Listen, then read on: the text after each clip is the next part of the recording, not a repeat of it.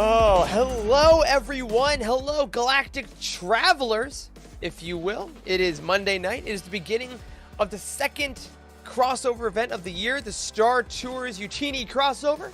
We're very excited to be kicking it off with the very first planet in our galactic travels. We're going to talk about it. We got a couple surprises in store. We got a little bit of news, of course. It's your usual show. But in order to start any adventure, you got to sit down, you got to strap in, and someone, Wes, has to punch it!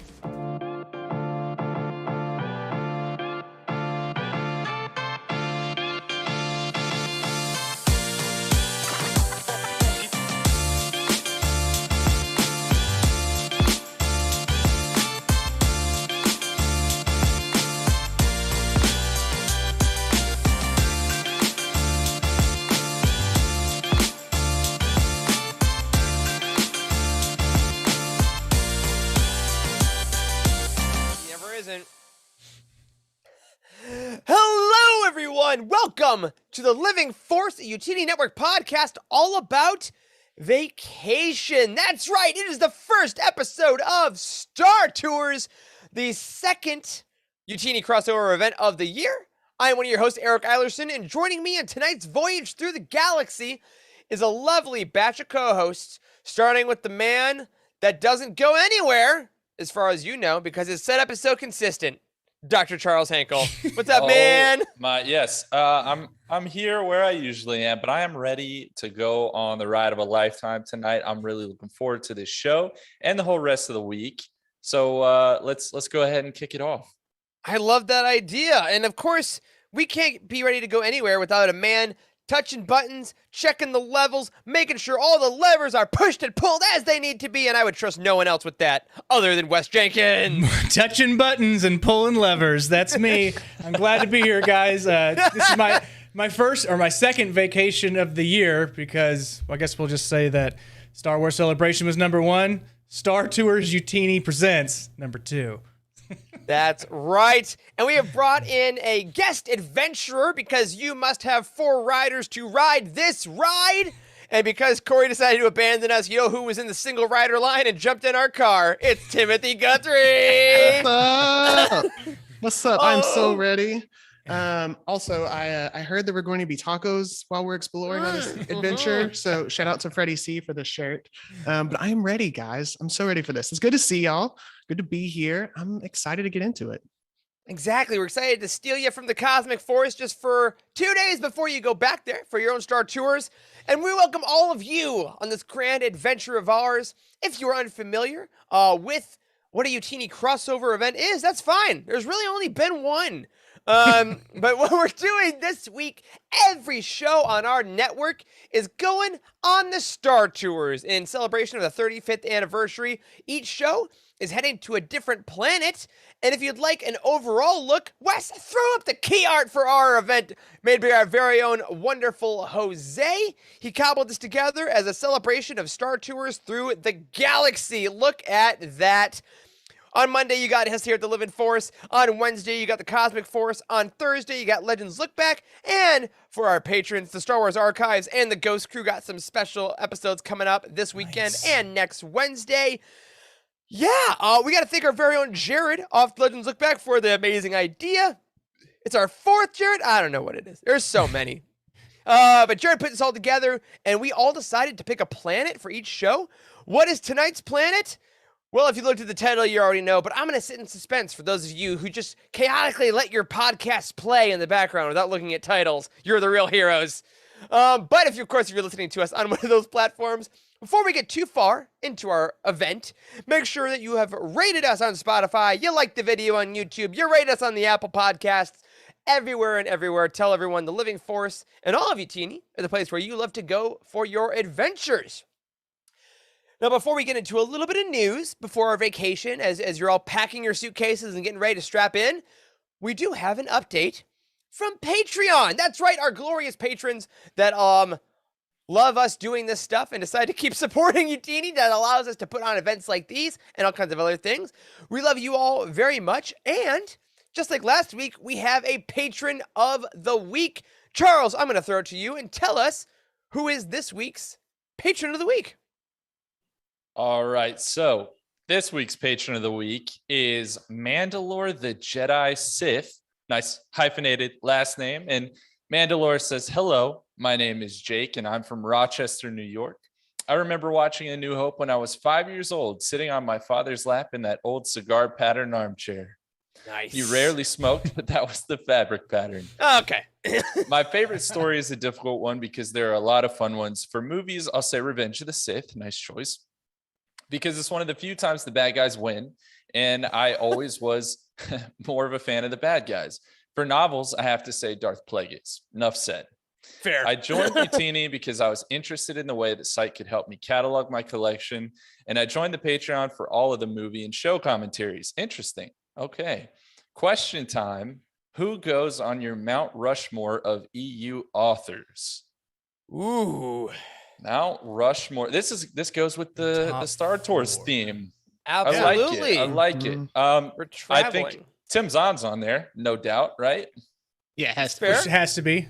Oh He's yeah, like are we doing? George Are we Washington. agreeing? Yeah, are we agreeing on one? On the are we cobbling Yes. one? Are we I like agreeing that. on a Okay. mountain? Okay. We'll okay. take a vote. This is how democracy dies. Okay. I put Claudia Gray up there. I would agree. Agreed. Claudia Okay. Gray. Okay. Do we have to say who they are? Tim Zahn is George Washington. Do we know who all is on Mount Rushmore? That's the real question here. The Yikes, answer never is mind. no. All right, Claudia Gray, Tim Zahn. Yep. James How- Luceno. yes, James Luceno exactly. get up there. I think Luceno has to be. I think so. I think so. I'm like trying not to just look over at my shelf, Yeah, but I know, like- that is kind of where I am. Yeah, I'm. You know. Kevin Scott is working his way up there. If he's not there yet, he's I don't, close. yeah, I don't because think his he's there body of work- yet.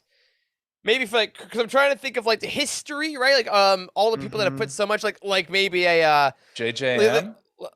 maybe JJM, maybe like a Karen Travis.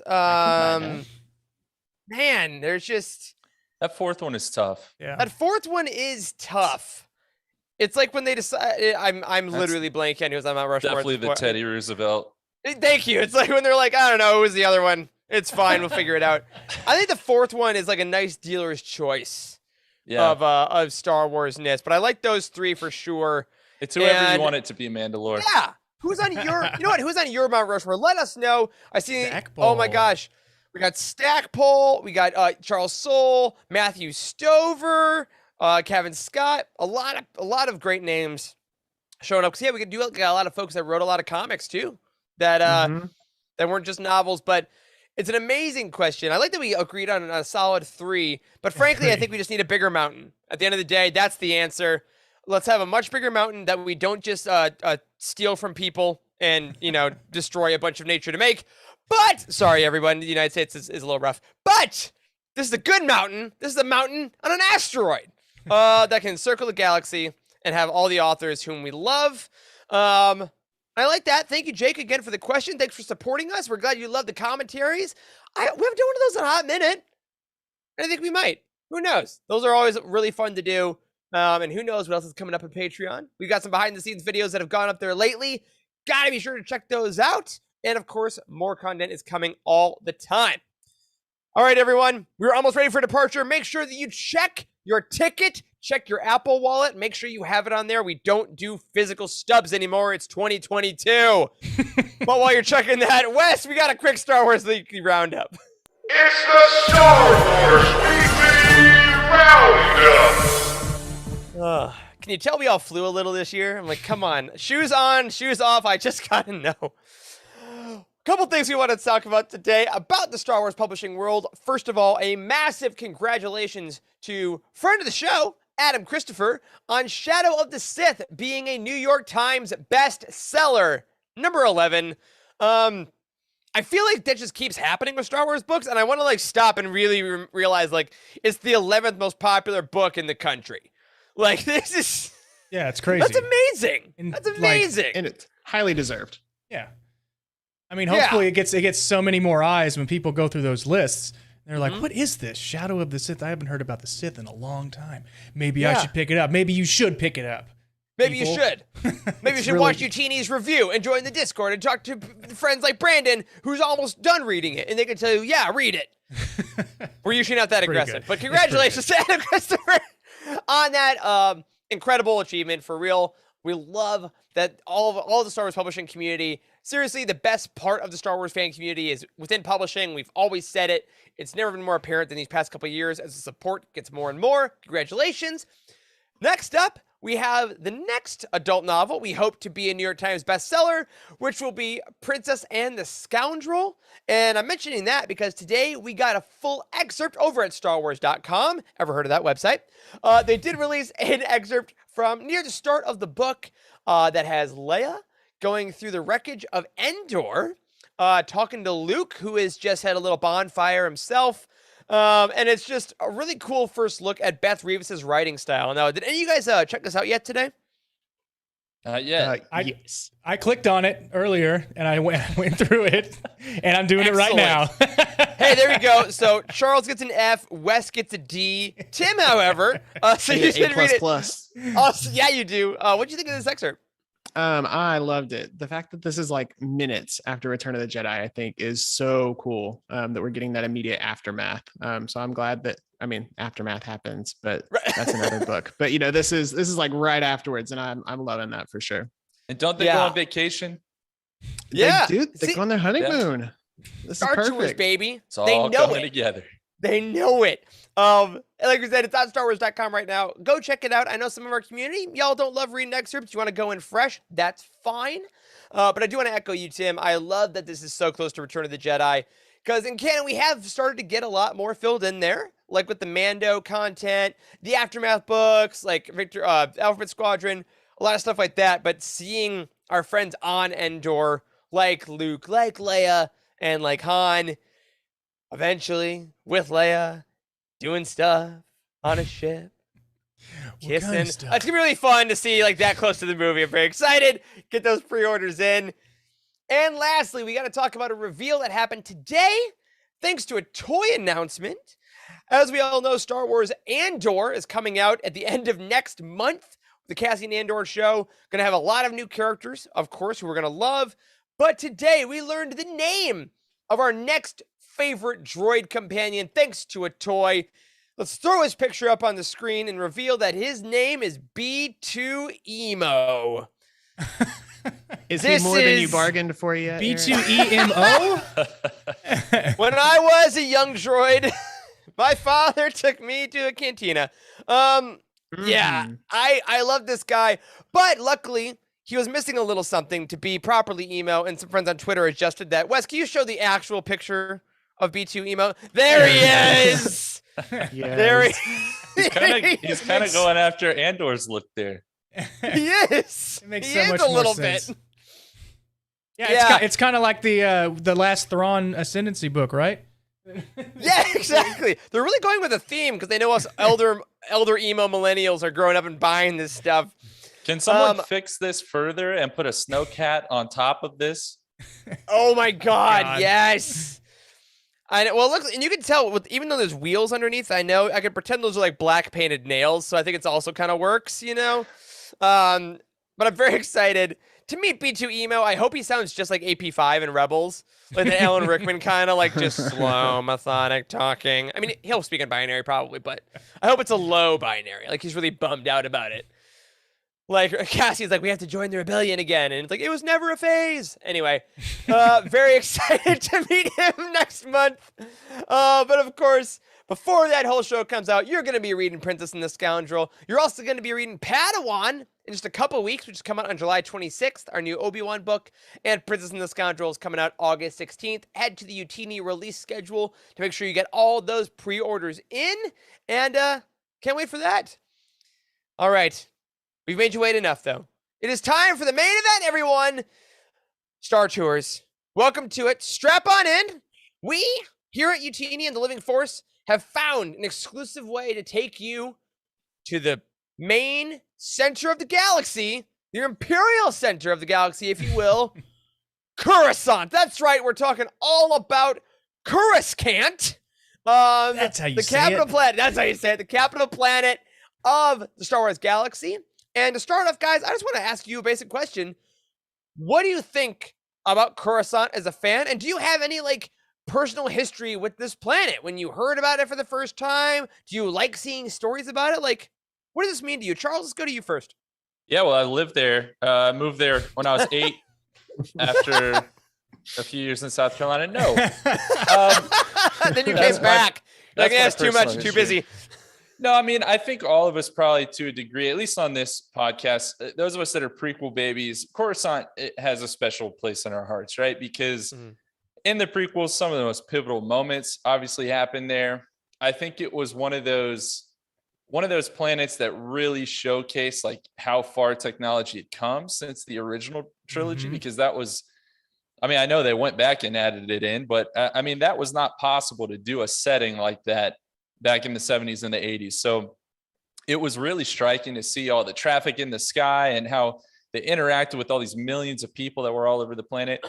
I don't know. I mean, that's what I think of. I think of kind of really starting to wrap my head around how massive Star Wars was when I had to take into account how massive just this planet was. So that's kind of where I go back to. I think about some of those early years watching the prequels, just sitting in the theaters with my dad. So yeah, Coruscant in a lot of ways does feel like home. Damn. Nice. All right. Tim, you wanna add on to that, or you wanna ruin it with some not sentimental stuff? No, I will say I think Coruscant really came into its own for me when the Zillo Beast was brought in the Clone Wars series. Yeah. So I know we got to see it. No, we got to see it in the special edition of Return of the Jedi. I know we got to see it in the prequels, but there was something about the Clone Wars and getting to explore more of the depths and the craziness and getting to see a freaking kaiju show up, and it was nuts. And so it helped to really bring out a lot of scale, and especially as you see all of these clones kind of swarming into temples and all the guards. I'm like, that's a lot of people. They look like ants, and it's, I don't know, it's cool. I'm excited to dig into it tonight. Coruscants. Yo, Coruscants. oh! There you go. What is this? A city made for ants? That's absolutely right. You mentioned there, Tim. One of the things that I know, Wes, you love the most. I mean, those dark depths of Coruscant. You've always been a pretty big fan of the lower levels. Yes, I mean the 1313 video game everybody is sadly aware of. Gosh, yeah. And they teased us with the like behind the scene footage that never came out. The video game was so ahead of its time. It looks so great. And then like when I first had heard about Coruscant, I wasn't aware it was a giant city planet. But when you think about it, like we only get, let's say we get roughly 60, 70 square miles of what we usually see. And then what about the rest of the planet? What is everybody else doing? You know, like are there other people? There's got to be. We'll get into it later, but like the lower levels are all like compacting on each other like sedentary rock. So it's really interesting, like the nightlife that goes on below the surface level. Yeah, absolutely. And like there's like so much. There's so much history coined with it, like with stuff like that, and I think that's been one of the fun things about reading so many books and comics about Coruscant in the preceding years or succeeding years, has been realizing what those different levels are, what those different sections of the planet are. Because you're right, Wes, we still haven't. It's like the ocean. We still haven't explored 99% of Coruscant, right? Yeah. Like there's who knows what it could be, and I think that's super fun. But of course, what kind of book podcast would we be if we didn't mention that the name Coruscant, of course, was coined by one of our own Mount Rushmore heads, Tim Zahn himself, in Heir to the Empire. And I remember learning that, because you hear that, and it doesn't make sense, because you're like, no, a planet as important as Coruscant, there's no way that George Lucas didn't make that up in the original draft, but it's literally used for the first time in 91 in Heir to the Empire. And what do you guys think that meant when that was like solidified in the prequels for like people like us, for like book fans? Like, what did that say to us? Knows that George is listening. For just he's listening a little bit for those really good details that he's taking out of from the EU or the Hi George, we know you're listening. Thank you. So we appreciate that you're taking a different point of view and some details from like other works that aren't your own, and you're factoring them into the story, and you're making it one of the biggest parts of Star Wars, whether it be where the Jedi temples. Like, wouldn't you think that when Alec Guinness is talking about the Jedi, that he would somehow slip and say that, oh, that Jedi temple is on Coruscant. It's like, nope, never said it. So like I was amazed to hear that was directly from Heir to the Empire. So that's super neat to hear that it's from a book and not from the show. Yeah. It really just like legitimizes the books in such a way from someone like George, who had said forever, like, he never kind of considered him canon. He never thought Mara Jade or anything was real. Like, he was very clear about that. But it is fun that he was probably like, in his drawing room. I don't know. He's like, I don't know why I made him like British upper class, sitting in a cigar pattern chair. Exactly. Even though he didn't smoke much. And being like, oh, this planet, this idea, I don't know. Mimbat, no. Mustafar, nope, that's later. And then he like, what about Coruscant? Oh, all right, that's fine. Like, he just eventually decided to use little things here and there. And it's funny because the word Coruscant literally does mean glittering or sparkling. And I love that in the design of the city, you can see that so perfectly. When we first see it in Phantom Menace, the entire planet is just so beautiful and like it's opulent in a way, but like you said, with the depths, that the city of riches and the city of light up top gives way to such darkness, which I think is a great metaphor for the galaxy in itself as well, which is why we chose Coruscant as the first show of the week, because I love just how it kind of encapsulates the saga. There's a lot of joy and there's a lot of glory to it, and there's a lot of places like that, like landmarks that show the best of the galaxy, but there's also some places that are like the worst of the galaxy or the downtrodden of the galaxy, in more books that we'll talk about later in the episode. But before we get there, I do want to talk about some of the features that we might see on our trip this evening. Again, first shown on film in 1997 special edition of Return of the Jedi. We saw Coruscant there, but it really came into its own in the prequel trilogy, as Charles said. Phantom Menace, Attack of the Clones, a lot of it. Here we got some great shots of it here. But of course, we have such landmarks as the Jedi Temple, Monument Plaza, the Senate Building, a lot of, not a lot of separation of church and state on Coruscant, if you will. So I want to ask you guys, do you think that this planet, the how it's organized with like all of these big institutions just a turbo lift away, how did that affect what the Jedi eventually became? Because the temple's there for a while on top of Sith Temple, which is great. But how do you think that affected the Jedi forward by having their center on the busiest planet in the galaxy?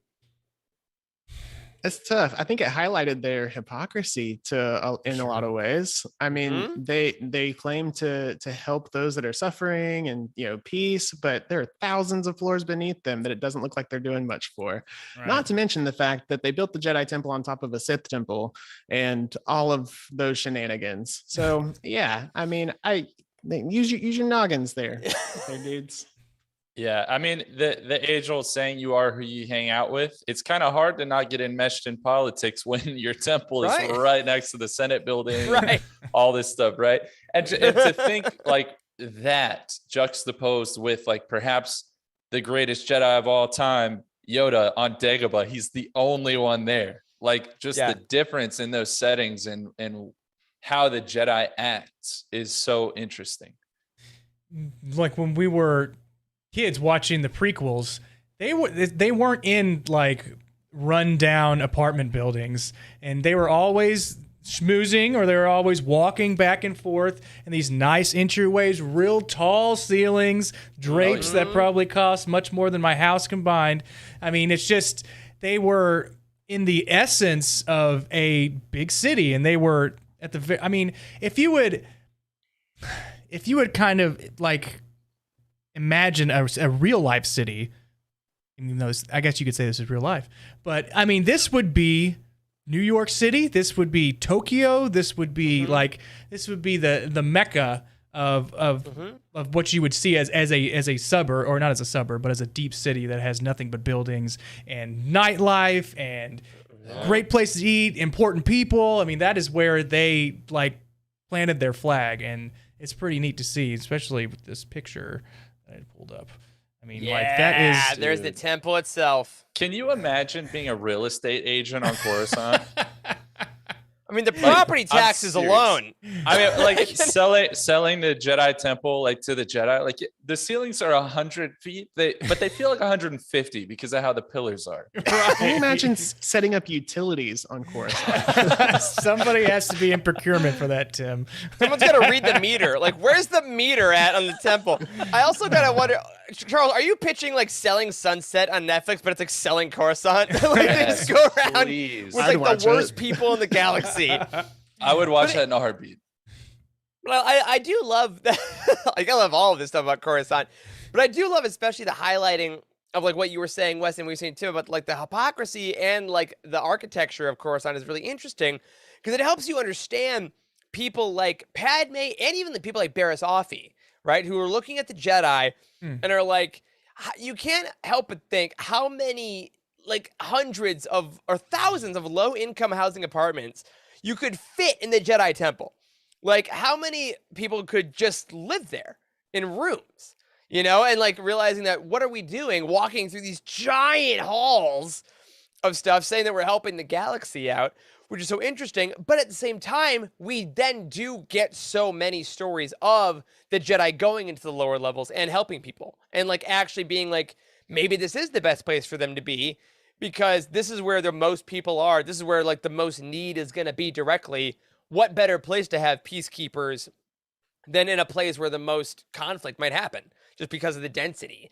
And it's so interesting. I think it's really dependent on author, what route they take. Because we have a lot of stories that take place on here. We talked a little bit before we went on air that a lot of stories often start here, like with a council meeting or with an assignment or something like that. And it's interesting, depending on the writer, what kind of avenue do they want to take? You know, are we a little more wholly studying at the temple, talking about the education of younglings? Are we talking about helping out the planet? Or, like Brandon said, are we talking about all of their abilities being clouded by the dark side because the temple is on top of a Sith shrine? Which I gotta say, I know we keep saying it, there had to be a better spot. It's a planet. Like Wes said, the city's a planet. You can go anywhere on the planet, and take that down. But of course, there are books that deal with that we'll talk about later on. But I do want to ask you guys one more time before we get into a little bit of a surprise for the audience. The idea of a planet as a city. Logic aside of like, well, how many millions of miles? Star Wars, who cares?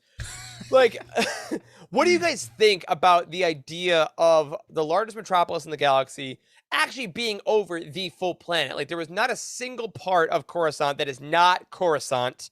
What do you think that does as a concept? And do you think it still makes sense nowadays?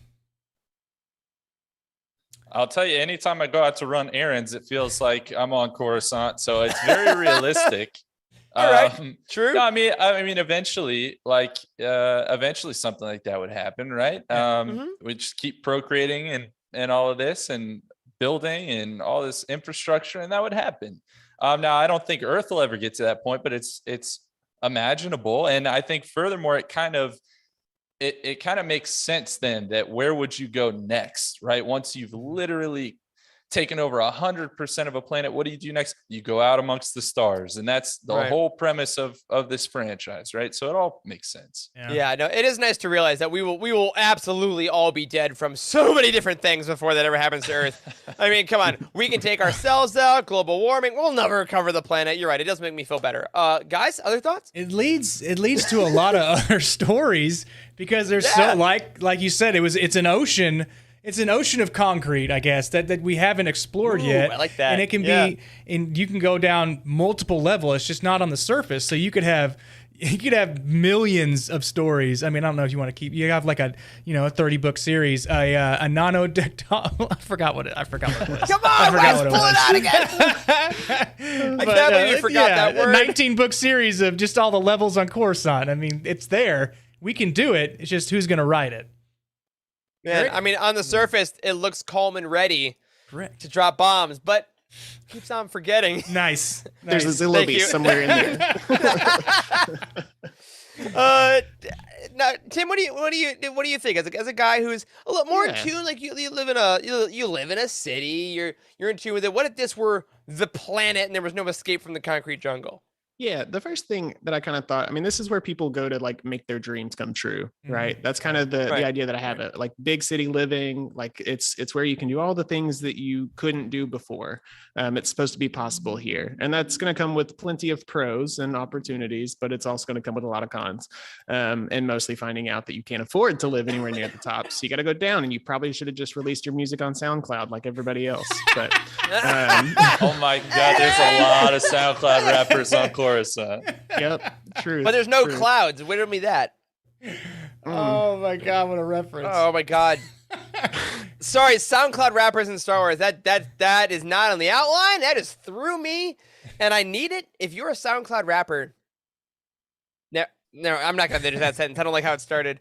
I would like to see more of it expanded. Maybe DJ Rex can foster a coven of SoundCloud rappers in the Star Wars galaxy, and they can all go to Coruscant together. Write the book, DJO. Come on. I need the Star Wars equivalent of Luke Skywalking on them haters. That's out there somewhere. Hey, Yes. it's already been written. So aside from the popular music careers of all the underground artists in the Star Wars galaxy, all these cool things are happening on Coruscant. But you know what? We've talked a lot about Coruscant, but what better way to really experience a planet or a city or anywhere than really by just enmeshing yourself on the culture and going there yourself? And this is where we need to reveal, everyone, that our very own Wes Jenkins was lucky enough to procure, there we go, passage on a ship to go to Coruscant tonight, and he's able to live stream the whole thing. Wes, how did this all come about? Are you ready? Well, I got to tell you, it was hard to even get these tickets because if you go to a travel agent, not that any of them exist, you have to go to a website, it's a thing. But you say, hey, I need to get light years to a certain place. I want to call it Coruscant, and within, I don't know, 15 to 20 seconds, because that's how long it's going to take. And I put up a lot of money, to do this for you guys, and I hope that you love it. But seeing as the technology has advanced more than I was aware, we can do this for you in roughly 7 to 8 minutes, which is pretty cool. Oh my gosh, that's amazing. It's so condensed. I mean, I gotta say, I'm jealous when you told us about this, Wes. I thought we would all get to go together. It's fine. It's great that we can. I'm happy for you as your friend. I'm happy to be on the show with you. But I guess the first question I would have is just, to go light years away, we don't have any Elon Musk rockets here. How are you going to get there in the first place? Oh! Well, Eric, Goodness! I'm glad you asked. Because I was able to procure I know what you think. This is the Millennium Falcon. This is not the Millennium Falcon. I couldn't afford that. This is the Bicentennial Pelican, and I was close. I was really close to getting there. But it's not that far away, seeing as we're going light years. So I wanted y'all to see my ride on how I got there. And I press the buttons and I pull the levers and I do all of that, and I'll be there in a second. But I have to stop off at my hotel room first, and I'll be right there to show you. All right, Wes, sounds good, Wes. You must be in an exit row because you got a lot of leg room.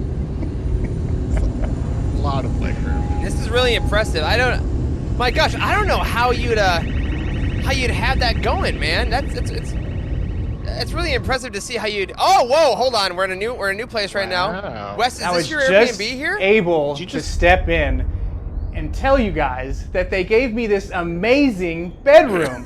Now, again, Whoa. like I told you, I don't have all the money in the world. I couldn't afford for a bed to be made when I got here. But, I mean, look at the view, right? And the window itself isn't a window. It's just open air. Because, Open air, wow. A, couldn't afford the air conditioning, but there's open pieces of pipe everywhere, and this stuff up down here, it kind of smells a little bit. But Yeah, how's the smell overall, Wes? And is it hot? Like, how are you feeling? It's kind of warm, Coruscant, that radiates off the concrete, so the sun really gets to you. But That's okay. I'm not going to be here for very long. I'm going to go to different places within Coruscant to show you guys kind of what you're missing and what you need to save your lunch money on. So I'm going to step outside and I'm going to go I'm going to try to get into the Jedi Temple. I'm really going to try. But that'd be lovely. I got to tell you that the security there is pretty tough. I might be able just to put a toe in, but we'll see. We'll see. I'm just going to try to get in. All right, we'll see what you can do. I got to look at the chat here. We have some great questions. Brandon wants to and Alan similarly. They want to know, did maybe a certain Jedi and Senator sneak in there after being in their open air car? Those sheets looked a little rustled. Oh, I'm not above actually renting out my own room while I'm not there, so we can do that too. Oh, okay, great. You're an entrepreneur. You're Airbnb-ing your Airbnb. That's pretty. That's a good idea. Coruscant's expensive, like we said. The real estate alone. Oh wait, Wes, did you make it in? Do you see the size of the pillars in this building? Oh my good lord. Where are you, Wes? This is the Jedi Temple, but this is just the lobby. Okay, so we talked earlier about how big this place was and how you can fit hundreds of people in here instead of having them, dwell below the cityscape. So this is the size of, 9 Astrodomes if you're from Texas. So the sun comes through here nicely. Yes, correct. And then you have these, tall pillars and the sunlight that comes through, but it's simply breathtaking. I wish you guys could see it. But I have reservations at a friend's place. But first, I have to go. We're going to the lower levels to show you what real life is like on Coruscant. Not this flashy pillars and monks singing religious music. It's Jedi music. That's what this is. But I have to take a turbo lift down probably 100 levels to get where I'm going. Whoa! So. Okay, you got on that turbo lift. Guys, who do you think was singing there? My money's on Yaddle, obviously, but who else do you think was singing there with Wes? I've heard Mace has a nice voice. Oh, sure. Also, I can buy that. It was either spring break or that was just post Order 66 because there was no one in that lobby. Oh, no. I think the only undisputable thing is that Kiadi Mundi was leading them. I like that. Yeah. What about the droid attack on the Harmonies? You know what I mean? Like, dude is really, that was off the cuff. I'm not at my best there. Okay, guys. Now, if you walk with me, cardio in. You can see that this is one of the lowest levels that they have here in Coruscant. So, thank God they have this crossing here, but, they have places to eat. They have a bar here that you can go to that has TV on it. But still, you have to be careful down here because there's a lot of weird, spice runners and crooks. You gotta be careful. And they call you the surface dwellers, by the way. So you surface dwellers. Make sure that you're on your P's and Q's. But first of all, this is kind of dreary, It's a little damp because they have a different atmosphere than they do up above. Just it looks because damp. It's quite damp. Thank you, Charles, for noticing that. But I kind of don't want to be here anymore. So I do. Like I said, I had a reservation earlier. You gotta get there. So I gotta go. At least everything was open. That's true. They very, very distinctly opened. I was very worried for you. Insane Membrane makes a great point. You could probably buy some solid death sticks over there. Ooh!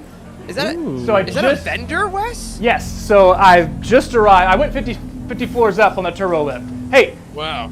Did y'all just see Jafan? Jafan! You know the locals? That's Jafan Dara. He's the one that allowed me to come here, that gave me the access to the turbo lift to come up here. So, but he also has... He said that I should come. I'm a little late. I'm a little late because he said that his roommate is coming back around this time, and I should have been here earlier just so we could hang out. But I don't know what to tell you. But this is 50 stories up. We have people making food, right outside your door. How awesome is that? See, it's getting better. It smells delicious. It smells like seafood, but I'm not sure I want to eat seafood on the 50 levels below. Oh, who's that? But that was Rugo Melny. Did you see that guy? Yeah. Rugo Melny.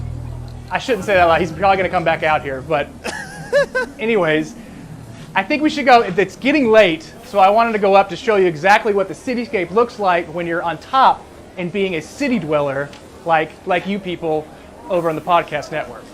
All right, that sounds great. Wow, I'm learning so much about the sense of the planet. I never thought so much about how Coruscant smells, and like you said, Charles, just the rampant dampness. It seems like it's very much more damp than I had ever imagined. I don't know what to say. I mean, it's just everything was so wet. I want to try whatever that person was cooking, though. What do you think they were cooking? Ronto? Whatever. Yeah, a Ronto wrap, surely. Ooh, a Ronto wrap might be it. Or what's the fish that Dryden Voss has? That's from Phantom Menace too. You know what I'm talking about? It looked good. Okay, hold on. Now this looks more familiar. Hey guys! What the? Can you see me? You are Over way here! down. Barely, just barely. Over Wes. here! Wes, you look like Mike TV from Willy Wonka. This is what Coruscant's all about. The lights and all the speeders that go above you. You can see exactly how big this place really is, right? I mean, I'm dwarfed compared to the size. See, I don't want to fall in this hole down there because Be careful, it's right I there. probably No probably railings won't ever. come back up. But just to show, I mean, you can see how amazing that it is even when it's dark, it looks like it's a happening time. So it looks like there's restaurants and looks like people are going somewhere. It's not an empty skyline. There's some traffic. Oh, Yeah. I mean, it looks great. So, Oh, wow. That was kind of the Coruscant we've come to expect. You got your speeders. You had a great view there, and I'm so glad that you were able to set up your camera you brought so far away, so we could really get the good scope of it. Oh, you're heading back already, Wes? yeah, but I had to tell you guys that I can't stay here for long. The tickets were for a hundredth of a day is how long I could stay. So, like I said, with my room, I was able to rent it out because I wasn't there at all. So, which was good. Yeah, it's But so helpful. I gotta tell you guys, it was wonderful showing you Coruscant. I wish you could have been there with me. Again, super expensive just to do that 5 to 7 minutes of touring around with you. But I have to get back. I have to get back to Houston because, I was only able to procure a Monday evening for vacation. I have to be back at work tomorrow. So, That sounds right, knowing your job. Find a stray on Coruscant. You brought back a local dog? Chewbacca. Chewbacca, indeed, the Coruscant native. That was Wow. lovely, Wes. Thank you That so was- much. You know what, guy? God! Whoa, you're back! You are gonna have some Amazing. serious hyperspace lag, my friend. Oh, I No feel kidding. terrible right now. I can't believe I went that far and that fast in such little time. Wow, I'm just glad you made it back to do the rest of the show. I mean, we can't produce without you, and I gotta say, man, when we started this podcast, I never would have imagined that we'd get to the point where we got to go to the actual planets themselves. Yes, we thank you to our loyal patrons that have provided us with the funds to be able to go to a completely different galaxy far, far away and a long, long time ago. Yeah, those time and spaceships combined are rough. But you know what? I'm glad the patrons helped us out. Any additional insights you got on the ground while you were there that you may not have had before you were able to walk those fabled streets?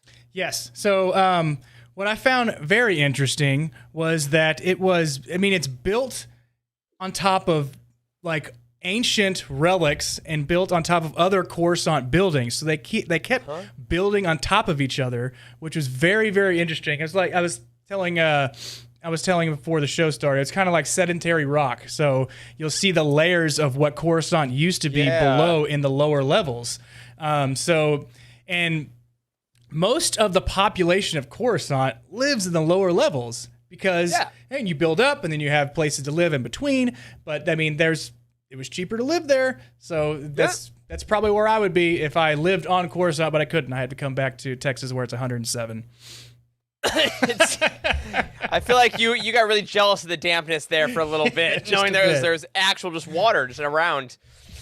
Well, we're glad you're back, Wes. I am my gosh, I can't believe we finally got here to that point. But I'm glad you're here because now that we have that firsthand experience, I think it's only fair that we chat with our audience now about some of the books they could read about this amazing planet. This is something we're hoping to do with all of our shows this week here at Youtini. Even those of us that have to stay on Earth, we would love to chat with you about some of the books you can read about these planets. Because, as we've said, some of our favorite things in Star Wars are the planets, are the settings. I mean, who didn't fall in love with Hoth and Endor as kids and want to find out all about them? So with Coruscant, obviously a huge amount of landscape, amount of real estate, and amount of stories that take place on this planet. And we wanted to highlight a couple. We're just going to kind of go through a few here. And I actually wanted to start off with one that hit me really hard last year. And it was one of our Book of the Year finalists. And it was Alphabet Squadron Victory's Price. Now, there is a very specific part of this book that happens on Coruscant. And I love it in Victory's Price because without giving too much away, this really straddles the line between Imperial Center and Coruscant. And I love when we get that kind of back and forth in Star Wars. I think that's a really fun thing to do, and it really shows how Coruscant as a planet really is a climactic place where the Empire ends and the New Republic starts. And I really love that part of the book very specifically. So again, I don't want to tell you what happens in that climax. I think it's one of the best we've gotten in quite a while. But Victory's Price is how I want to start off talking about Coruscant books. Guys, what are some of our other favorites that take place on the glorious, very sparkly planet? Yeah. I'm going to jump right in because I don't want anybody else to take it. I'm going to say Darth Plagueis. Darth Plagueis by James Luceno. Very good book, Coruscant-centric, because that is pretty much where Palpatine comes into the view, and he's taught by Plagueis himself, and then something happened. The tragedy of Darth Plagueis the Wise occurs. I don't want to ruin it. Oh, I've heard that, yeah. I'm sure everybody has heard. So I'm gonna hold back, but very good book, very deep, very detailed, just like James Luceno's writing. You definitely want to pick this one up. But if you love Coruscant, it's in there. Absolutely. Yeah. Well, and I want to get back to something that you mentioned, Eric, about how Coruscant has been the home of the Empire and of the Republic, right? And that doesn't happen overnight.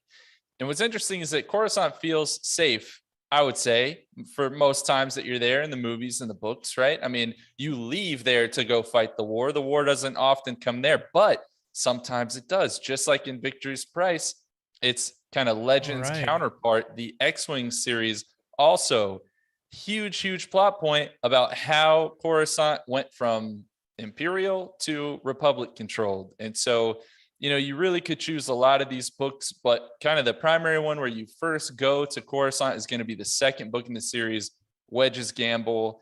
You get to kind of travel around a lot of Coruscant, similar to how Wes just took us around. It's not as nice or cordial, but it is every bit as damp. And it's a lot of fun. It's followed by the Kratos Trap, which also, you know, a lot of important things continue to happen there on Coruscant. So still worth the read, I think. Yeah, I'm going to follow that up with the earliest canon appearance so far that we have seen Coruscant in, and that is from Light of the Jedi, my friends. Yeah. The High Republic, I was completely blown away. Like, it makes sense that we would see it. But we got to see Lena So spend some time up in the Minari Mountains, kind of what's left of them. I guess it's that Temple Peak. I think it's called Umate or something like that. But it's really cool. It's not quite as developed, but she does this really impassioned thing about how being able to touch and look at the mountain is both like awe-inspiring and also like, because anything is possible, but it's awesome. And so yeah, I highly recommend that. Getting to see the Chancellor So operate there and getting to see how the galaxy responds from Coruscant being this major hub when times are great and they start to fall apart. It's a really cool look into that place. Yeah. I love that. And for all my Elden Ring fans out there, that's touch grass, if you will. On the same note of Light of the Jedi, I also want to mention the kind of sequel to that book in a way, Into the Dark by Claudia Gray, the next High Republic young adult novel. A lot of that does take place in the Jedi Temple, and obviously Wes made his pilgrimage to the temple, and not as much singing in this book. But there is, like I mentioned, of the Kyber Arch. We talk a bit about it being on top of the Sith Temple and things like that. So if you want to get a closer look at how the Jedi kind of worked within the temple, especially recently in that era, I think that is a great book to do so. Some of my favorite parts of that book were in the temple, and to see it from a protagonist like Reith Silas, who just wants to research and wants to be in the archives and wants to learn about the history of this planet, I think it'd be very good for some Coruscant fans to kind of get that look at it. So, Into the Dark, happy to put up there as well. So I have kind of a sleeper that we spoke about, that Legends Look Back actually spoke about as well. It is some of the Old Republic books, and that has details about the Battle of Coruscant. So that was the battle back in, oh my gosh, I can see if I can find the date here, but it's also known as the sacking of Coruscant, and that is when the Sith actually took over the Jedi Temple, but then they gave it right back because of politics. So, and that is just a quick detail. It is not a spoiler. It's a quick detail, but that is if Coruscant from way back when in the Old Republic, that is part of that's in part of those books. In the Old Republic, mostly in Deceived. It's in a little bit in Revan and Fatal Alliance. That's the one. There you go. Yeah. I love that we're already touching on High Republic and Old Republic stuff with this, because it just shows how this is the planet that is like consistent throughout all of it. It's been there through so much. What else we got, guys? We got so many to look at this planet. Well, let's jump back to kind of the Empire timeline. I think a book that did a really good job of kind of showing Coruscant, which is cool because Tim Zahn wrote this book, is Thrawn. The canon Thrawn novel, and it particularly does a good job of showing you kind of the military hub, like the training hub, that they had for the actual Imperial forces. And it also did a really nice job, I think, of showing some of the prejudice on Coruscant, right? There are some scenes that happen in that book in particular that show you that, it's not just levels that separate people on Coruscant. It's also, in a way, almost like a caste system of like, are you from Coruscant or did you move to Coruscant? And are you a human or a humanoid, or are you an alien? I mean, these things do kind of sounds like Los Angeles.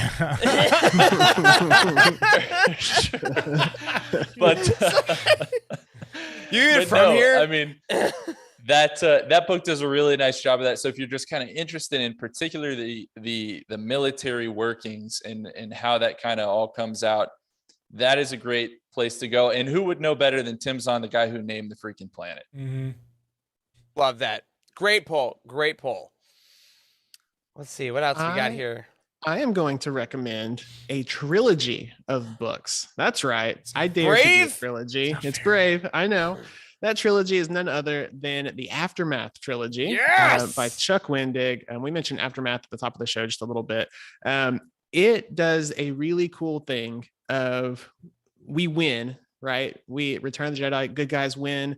But the Imperials kind of hold themselves up there. And we see Coruscant kind of, even at its upper levels, is just kind of falling apart because no one really knows what's going on. We get to see a really cool group in the interludes called the Acolytes of the Beyond that are like hunting around and trying to find Sith relics and Darth Vader's helmet and all this kinds of crazy stuff. And it's a really cool look into this place that we've kind of seen from a distance. We've seen the glory of it. We've seen the political kind of machination side of it. But to get these little brief interludes and maybe a Jar Jar appearance, juggling and hanging out with kids, that happens as well. Spoiler alert. But it's a cool. I definitely recommend Aftermath trilogy, getting to see how it kind of comes to a close, and how the New Republic kind of gets its footing. So. Yeah, those interludes are something wild.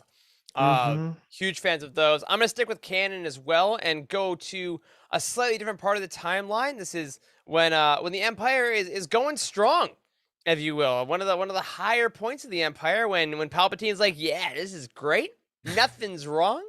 And this is Catalyst, a Rogue One novel by James Luceno, starring Galen Erso and director critic together, and you get to see their friendship kind of blossom. This came out a couple months before Rogue One was actually released, which is wild.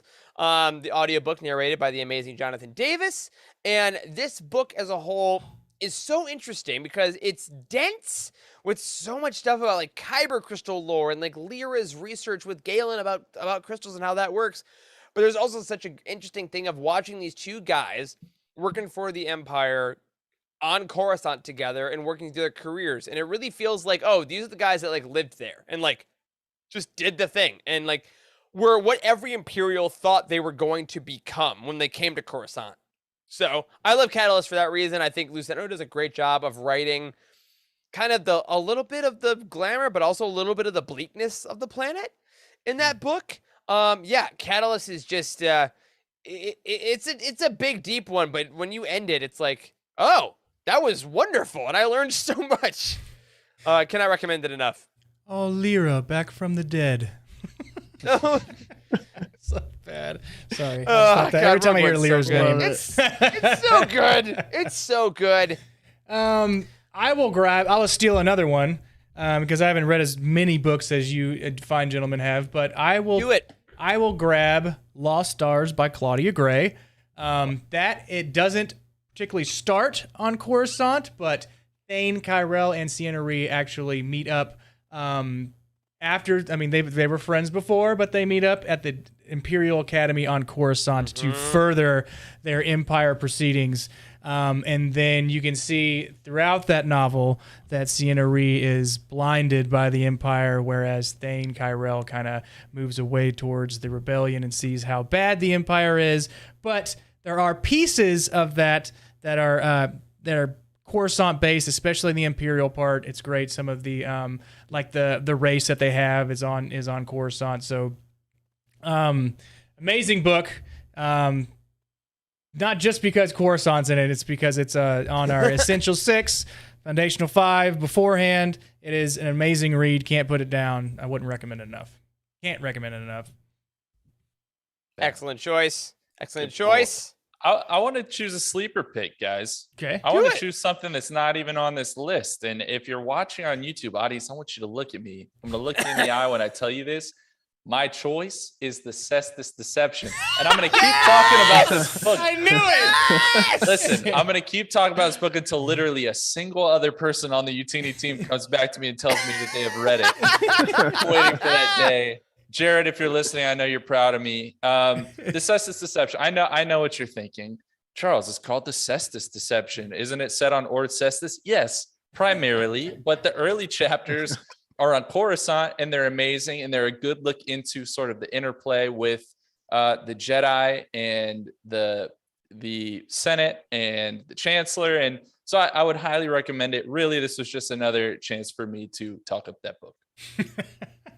When does that book take place, timeline wise? Is it pre-episode 1 episode or is 2? it middle? No, it's like around Attack of the Clones because it's like Kit Fisto and that's right. long mullet Obi-Wan. Yeah, go it's on their mullet journey. era. Yeah. Yes, I love it. Okay, well, I was asking because the next book that I have is also a prequel book, but it happens before the prequels. No, it's not Light of the Jedi. I already said that one. This one is Cloak of Deception. Now I have not read this one yet. I'm going to be honest with you. I have not, but it is on my list because I know that it works really well with Darth Plagueis in kind of developing the political machinations that are going on, the fall of the Republic. And I believe something happens with Chancellor Valorum. He's kind of like the centerpiece of this. And folks start to find out the Trade Federation kind of knows who Darth Sidious may or may not be.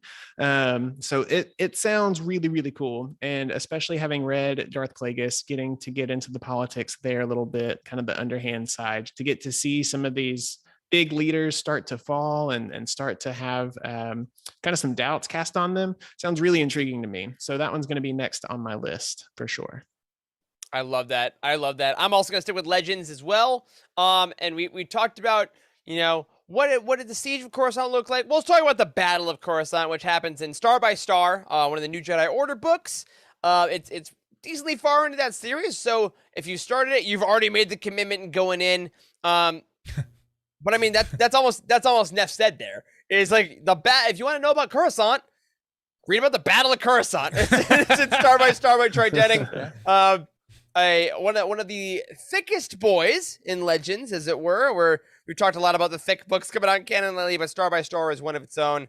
A real special book that, of course, takes place all around the planet star systems with the Yuuzhan Vong beforehand, before you get onto the planet's surface and really kind of find out the evolutions of that giant battle. So if you want to see this planet at its best, but also see this planet at its worst as people are trying to fight to defend it from an intergalactic army, come on now. Star by Star is where you got to go.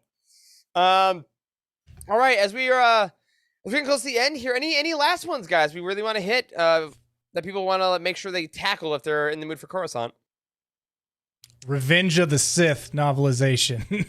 Never a bad choice, Wesley. Never a bad choice. I think we have to at least mention that I don't think any of us have personally read the Coruscant Nights trilogy, correct? You got to mention it. Coruscant's literally in the name. Yeah. And I do know, at least from through the grapevine, Corey loved these books. He's told us about these books. It's essentially about like post Order 66, a Jedi living in the lower levels of Coruscant. And I think Vader is like hunting him. And yeah, there's a whole story really there. He's cool. got a droid sidekick. It's apparently quite good. It's been on my list for some time, but kind of got to mention that if we're talking about Coruscant. Yeah, it's literally in the title. I feel that's right. Honorable mention. Yeah, right. Last one I want to talk about is one that I always look for an excuse to mention. It's Dark Disciple, canon novel. I mean, you want Ventress and Quinlan Voss on adventures. Quinlan Voss has to talk to the council. Where's council at? They're on Coruscant. So you want to talk about like some of that stuff with the hypocrisy of the Jedi we mentioned earlier in the show, things like that. Like it really is kind of Coruscant-centric because it's so Jedi politics-centric. It really really has that feel of, what can the Jedi give up? What can they not? Are they turning into more of a political faction with ordering a political assassination? Very much in the government politics of the planet. And if that kind of stuff about Coruscant really kind of pulls you in and grabs you, Dark Disciple, those parts, all of the book is great, but those parts specifically really are excellent in the Coruscant setting. So absolutely love that one. All right. I mean, my gosh, there's so many great books about Coruscant. We've obviously mentioned a ton here, but as we wrap up this first intergalactic travel episode of our Star Tours event, guys, any last thoughts about really what makes Coruscant such a great planet, and why do we hope we're going to keep getting books about it, even though, as we've already shown, there are already so many stories on Coruscant already? I think because there's so much mystery below the levels of Coruscant and even above ground. I mean, there's so much we haven't discovered yet and researched and voyaged to, but the lower levels is kind of the stuff that intrigues me, that gives me some kind of fascination with what's really going down behind the scenes. What's going on behind the curtains or below the levels. But it's which now firsthand. Of course. I've seen it. I smelled it too, and I think I've tasted a little bit. So it was pretty. So I can't wait to hear and see more stories from Coruscant, whether it be in short story form. That would be great if they had a whole short story book about the lower levels of Coruscant and how damp it is. That's all we want. Great, Tim. What about you, man? What are you thinking? Oh man. I think that we'll get more because it is just the hub of the galaxy. I mean, it is the corest of core worlds, I believe. And so I'm excited to see what else we can get. I'm kind of hoping, one of my personal wish list things is we know in the sequel trilogy, the capital gets moved, it looks like. So I want to see what that story is. Personally, that's something that I'm hoping for. And maybe they take it back after the sequel trilogy, since that planet got blown up real bad. Yeah. So we'll see. Real bad. Sorry, Hosnian Prime. and- Osnian Prime, that's it. Yeah. Is Chandrila still there? I think, right? Chandrila, it was there for a second, then it got Sounds moved right. around. That's right. Have I even read the books? Who knows? Yeah. Love that stuff. Charles, what about you, man? Yeah, I mean, I think that kind of going back to how I started things, there is something about Coruscant that just feels home and feels safe, right? It's the home of the Jedi with whom we spend Yeah. so much time. But I mean, I love what you guys are saying. One of the most, I'll say this, some of the most intriguing things in all of the Star Wars universe are the things that are never fully explored, never fully explained, right? Yeah. The tree on Dagobah, for instance, that's the first thing that always comes to mind, even Yeah. though we've got more information about it. And Coruscant will probably always be that way. We could tell hundreds of thousands of stories on Coruscant. And there's probably still at least a small corner of that planet that we haven't looked at or haven't experienced. And yeah, I mean, it's the jawbreaker of planets of Star Wars. It's just never ending. Yeah. It is. That is a hell of an analogy, Charles. I don't know. I love that. It's never ending. You can never bite down on Jawbreaker. I mean, come on now. From every Jedi temple to opera to open air speeder in the back of a market, if you know, you know. There's always another tale to be told about Coruscant, and I'm sure that there are so many more to come in the years to come. I think this planet is going to keep having memories and stories throughout the eras. I can't wait to read the next one. I also can't wait to go to our next planet Wednesday night. Tim, don't even repack. Just keep your suitcase where it is, because you are traveling you. again with the Cosmic Force on Wednesday night. And of course, Legends Look Back is going to their own place on Thursday. Cannot wait to see you where those are. We won't spoil it here for you. But thank you to all of you who watched and listened and joined us on our first intergalactic expedition on the Star Tour to Coruscant. We cannot wait to have more adventures with you as the years go on. But for now, that will do it for this week's episode of The Living Force. If you support us on Patreon, thank you so much for making crazy things like this happen. Head over to patreon.com/Youtini to join in on the fun, all the behind the scenes videos, all the goals, all the good things. We love you and thank you so, so much. A special thank you goes out to Brian Dooley, Patrick Ortiz, Earl Q, and Carl Sander on our Jedi High Council, and Elizabeth Cloutier and Sally and Chris Eilerson on our Alliance High Command. You can find us on Twitter. I'm at Eric Eilerson. Charles is at C. Hankel. Wes is at Boss Wes. Tim is at T. Guthrie2. And Corey is at Corey M. Hilton. A special thank you to Matt Davenport, our amazing editor, Ryan, our graphic designer extraordinaire, and Wes, our producer, intergalactic traveler, and community manager. Thank you to Charles, Wes, and Tim for potting with me tonight. Thanks to all of you for hanging out on this wild adventure with us. And as always, may the Force be with you.